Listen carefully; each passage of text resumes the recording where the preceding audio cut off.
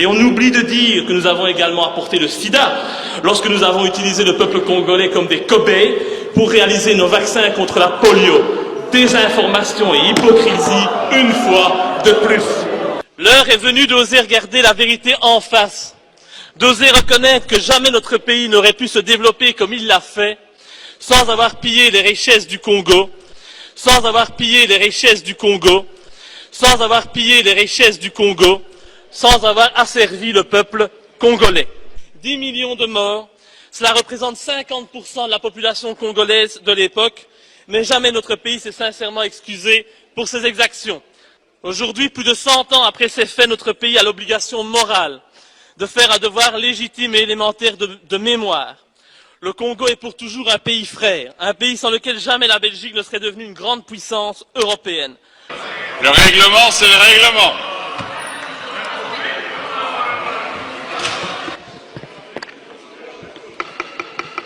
Cinq minutes, Monsieur le Président, c'est parti. Chers collègues, un pays ne peut se grandir qu'en ayant le courage de regarder en face son histoire et de reconnaître ses crimes et ses erreurs passées. En ce sens, et afin de créer une nouvelle collaboration saine, éthique et respectueuse entre notre pays et la République démocratique du Congo, je pense qu'il est notre devoir, comme l'ont fait avant nous d'autres anciennes puissances coloniales, d'ouvrir les pages les plus sombres de notre histoire.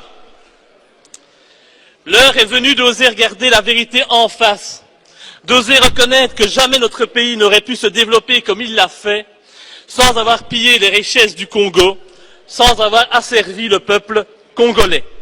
De nombreux bâtiments bruxellois, comme le cinquantenaire, le musée de Tervuren, ont été construits avec le sang du peuple congolais. De grands projets, comme le port de Zeebrugge, ont été financés par les richesses du Congo. Le travail forcé imposé par Léopold II, le roi des Belges, avec l'assentiment du Parlement entre 1885 et 1908 ne s'est pas fait sans mal. Des populations furent massacrées, domptées par la force par l'envahisseur, des femmes furent violées par les représentants de l'autorité coloniale.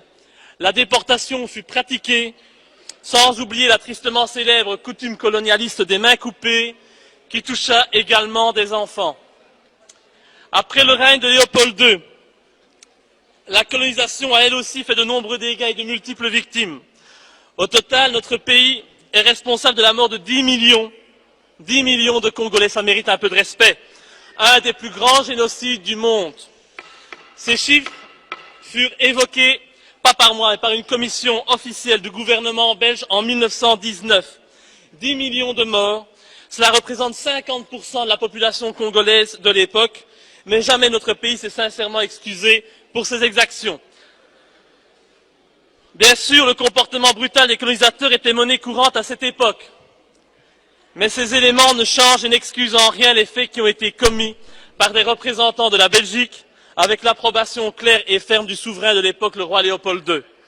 L'ambition de notre roi et le statut qu'il voulait offrir à notre pays ne doivent, c'est pas possible, hein,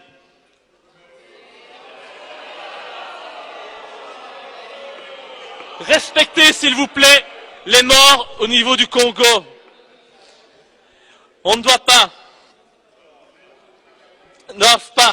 nous ne pouvons pas manipuler la mémoire collective de la Belgique, ni salir la mémoire collective des Congolais. Aujourd'hui, plus de 100 ans après ces faits, notre pays a l'obligation morale de faire un devoir légitime et élémentaire de mémoire. Le Congo est pour toujours un pays frère, un pays sans lequel jamais la Belgique ne serait devenue une grande puissance européenne. Nous ne pouvons pas aujourd'hui jouer la politique de l'autruche, ignorer la réalité et transformer l'histoire comme bon nous semble. En tant que démocrates, nous devons nous excuser pour le mal que nous avons causé au Congo. C'est bien la moindre des choses. En hommage aux Congolais qui ont connu le travail harassant, exigé en échange de salaires qui ne leur permettaient ni de manger à leur faim, ni de se vêtir ou de se loger décemment ou encore d'élever leurs enfants comme des êtres chers. Pour ceux qui ont connu les ironies, les insultes, les coups matin, midi et soir, parce qu'ils étaient des nègres, ceux qui n'oublieront jamais qu'un noir, on lui disait simplement « tu », non pas comme à un ami, mais simplement parce que le « vous » honorable était réservé aux seuls blancs. en hommage à ceux qui ont vu leurs terres spoliées, au nom de textes prétendument légaux qui ne faisaient en fait que reconnaître le droit du plus fort, le droit du colon. Eh bien, pour ces gens qui durent accepter que la loi n'était jamais la même, ce dont qu'il s'agissait d'un blanc ou d'un noir, pour ceux qui ont connu les souffrances atroces des relégués pour opinion politique ou pour leurs croyances religieuses, comme Simon Kimbangu, exilés dans leur propre patrie, et pour qui un avenir pire que la mort était réservé. En hommage à l'auteur d'une partie de ce texte, Patrice Lumumba, arrêté et tué parce qu'il avait eu le courage de dire la vérité, parce que au Congo belge, il y avait dans les villes des maisons magnifiques pour les Blancs et des paillotes croulantes pour les Noirs. Pour tout cela, pour toutes les souffrances